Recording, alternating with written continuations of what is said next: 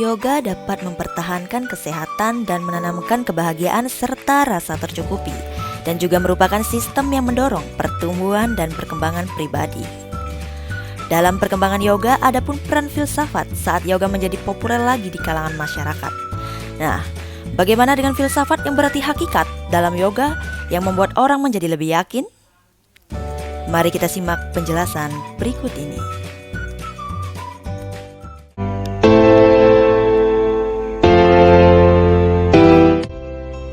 Halo, Om Swastiastu.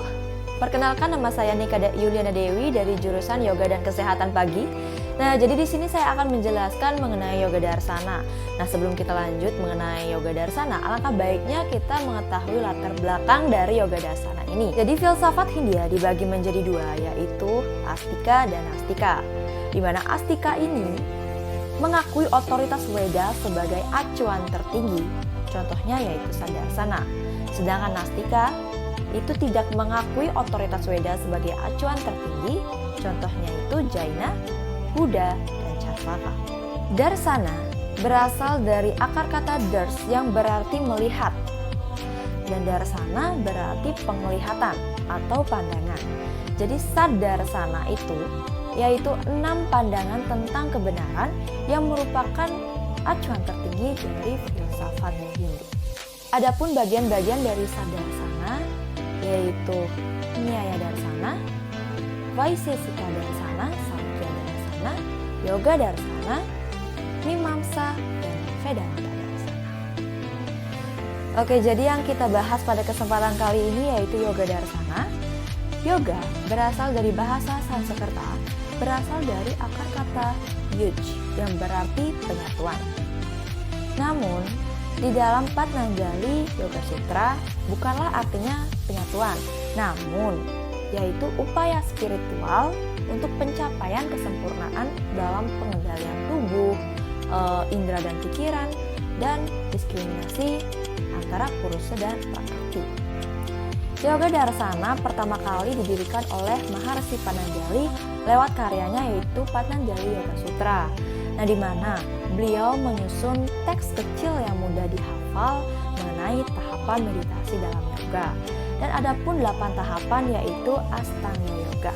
8 tahapan yang sering disebut dengan Astanga Yoga ini dibagi menjadi 8, yaitu yang pertama Yama, Niyama, Asana, Pranayama, Pratyahara, Dharana, Dhyana, dan Samyama. Pandangan Yoga Darsana menurut Maharshi Patanjali, keberadaan Tuhan ini dapat dibuktikan dengan adanya alam semesta beserta isinya. Nah, di mana di dalam Yoga Darsana, Tuhan ini adalah yang maha agung, yang mampu mengatasi jiwa setiap orang. Adapun alasan yang dapat dibuktikan bahwa keberadaan Tuhan itu ada dan dapat dibuktikan, yaitu yang pertama terdapat dalam kitab Upanishad, kitab Weda, dan kitab suci agama Hindu lainnya. Terus yang kedua, adanya perbedaan tingkatan pengetahuan manusia, tingkat kekuasaan, dan lain sebagainya. Terus yang terakhir, adanya alam semesta yang awalnya diciptakan melalui adanya Purusa dan Prakriti. Jadi sekarang saya akan membahas mengenai metafisika, epistemologi, dan pelepasan dari Yoga Darsana yang akan dijelaskan oleh teman saya yaitu Rama Triaditya. Selanjutnya, saya Rama Triaditya akan menjelaskan mengenai metafisika Yoga Darsana. Yang di sini yaitu penciptaan alam semesta menurut ajaran yoga. Sebagian besar diambil dari ajaran Samkhya, yaitu secara evolusi, di mana cita dipandang sebagai hasil pertama dari perkembangan prakrti. Yang dimaksud dengan cita yaitu gabungan antara budi, ahamkara, dan manas. Cita memantulkan kesadaran dari Purusa, sehingga dengan demikian cita menjadi sadar dan bermanfaat dengan bermacam-macam cara. Tiap Purusa berhubungan dengan suatu cita yang disebut dengan karana cita. Karana cita dapat berkembang dan mengecil sesuai dengan tubuh atau tempat yang ditempatinya. Karana cita mengecil dalam tubuh binatang, tapi mengambang dalam tubuh manusia.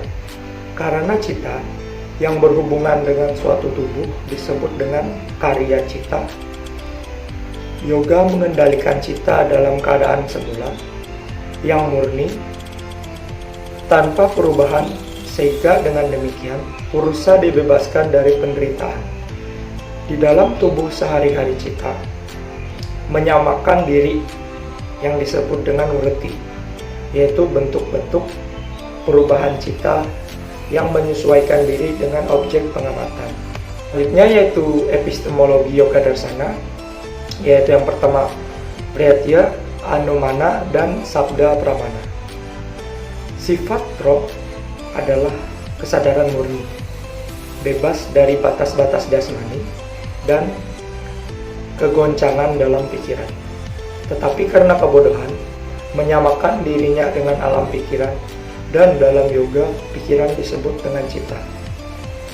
Cita merupakan hasil pertama dari prakrti, yang pada dirinya satwamlah yang lebih berkuasa daripada rajas dan tamas.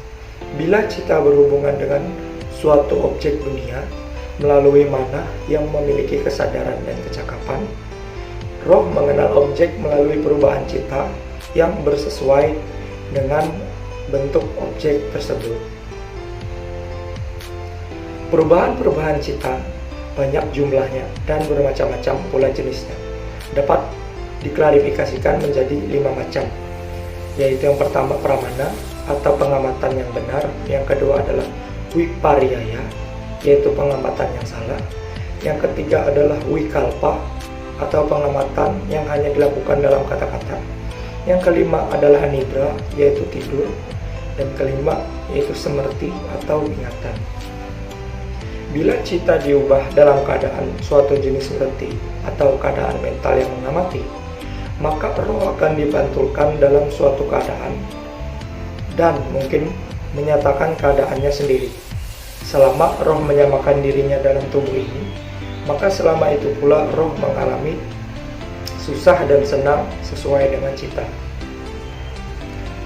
Atma, menurut ajaran yoga dan Sankhya, mengatakan bahwa kelepasan dapat dicapai melalui pandangan spiritual pada kebenaran roh sebagai suatu daya hidup yang kekal yang berbeda dengan badan dan pikiran.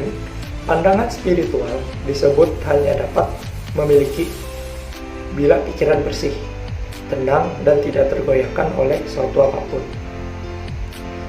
Dan untuk meningkatkan kebersihan pikiran, yoga mengajarkan adanya 8 tahap jalan yang disebut dengan Astanga Yoga. Pada intinya, ajaran yoga bertujuan untuk mengendalikan jiwa individu kepada asalnya, yaitu para mahatma, dengan jalan membersihkan diri segala ikatan maya atau triguna. Klesa ada 5 bagian, yaitu yang pertama avidya atau kebodohan, yang kedua asmita atau keangkuhan, yang ketiga raga atau keterkaitan, yang keempat dwesa atau kebencian, dan yang kelima yaitu abhiwesa, yaitu ketakutan dan kematian. Tujuan dari kehidupan kita yaitu moksa. Tujuan kehidupan adalah keterpisahan mutlak dari purusa dengan prakrti. Kebebasan dalam yoga merupakan kaivalya atau kebebasan mutlak tersebut terdapat di mana roh terbebas dari belenggu prakrti dan purusa, berada dalam wujud yang sebenarnya, yaitu swarupa. Sang roh telah melepaskan avidya melalui pengetahuan pembedaan atau viveka yati, dan 5 klesa terbakar oleh api ilmu pengetahuan.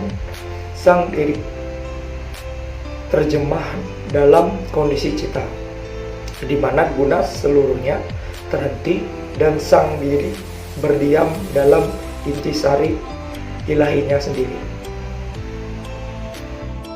Nah, itu materi mengenai metafisika, epistemologi, dan pelepasan dari yoga darsana.